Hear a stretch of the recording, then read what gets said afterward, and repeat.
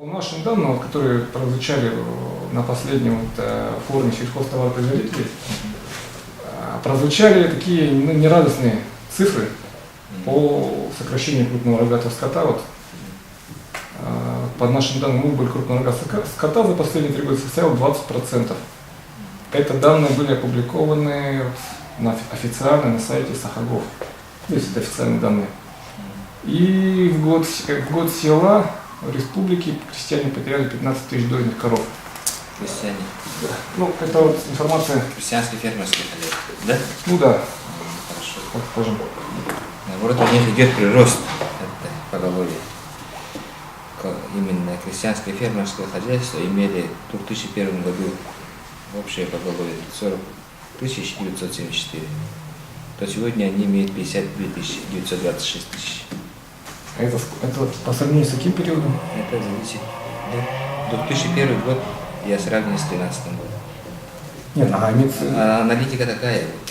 Я имею общее поголовье у нас сократилось, а в основном у нас сокращение идет лично подсобное хозяйство. ЛПХ, так называемое. А организованных хозяйств, это крестьянские фермерские хозяйства, кооперативы, да, сельхозпредприятия, да, у них стабильно. Даже у фермерских хозяйств идет прирост. То есть сейчас... То есть 40 тысяч было в 2001 году у крестьянских фермерских хозяйств коров, да, крупнорогатого скота. Сегодня у них в 2013 году 53 тысячи. Но тем не менее, почему тогда на форуме люди именно, они не располагают неверными данными? Ну, есть разные. Форумы в основном выступали те люди, которые вообще мало занимаются, которые в основном выходили на сцену, ораторы, да, которые вот, они в основном раньше работали. А сегодня эти люди в основном не занимаются. А то, что подсобное хозяйство сокращается... ЛПХ, личное подсобное хозяйство. Ну, то есть, раньше учителя держали,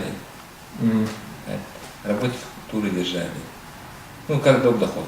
Сейчас у них, видимо, зарплата хорошая, и они уже нет необходимости это держать. Хуже не стало, но лучше особо-то не стало.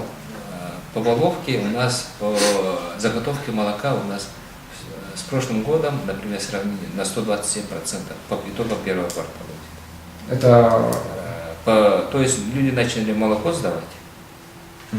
После того, как вот 10 тысяч на корову стали давать, да, с прошлого года, интересы уже, как говорится, баланс меняется, и люди в сегодняшний день уже, как говорится, стараются вот корову держать.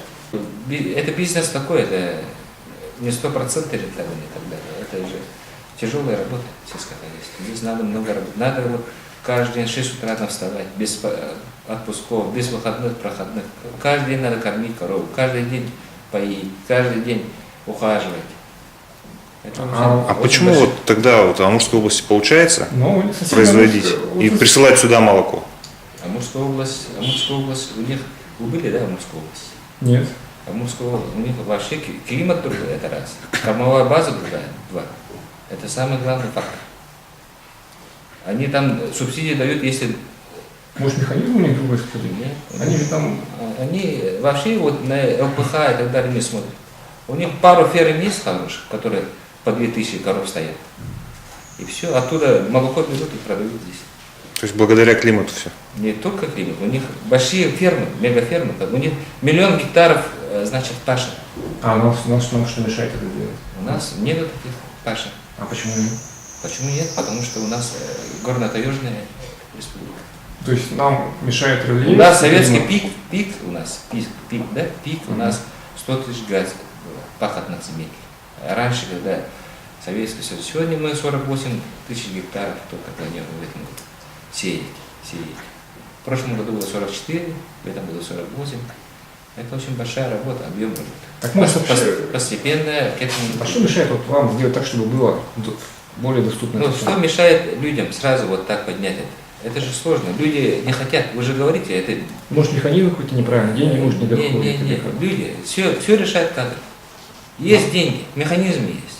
Просто людей мало, желающих заниматься сельским хозяйством. Понимаешь? Просто вот сегодня грантовые дали, вот постепенно начинают люди Но это же не алмазодобыча. Рентабельность не 100%. Здесь надо пахать и пахать, как папа Карл. Только тогда постепенно результаты. То есть люди сами... Ну а вы как думаете, в перспективе это возможно, чтобы мы, допустим, стопроцентного обеспечения К добились? какому году у нас по плану есть план развития, по которому у нас... Мы имели, значит, советские времена и даже царские времена. За счет сельского хозяйства и жили. Местных. Ну тогда и население меньше было. А? Население меньше было.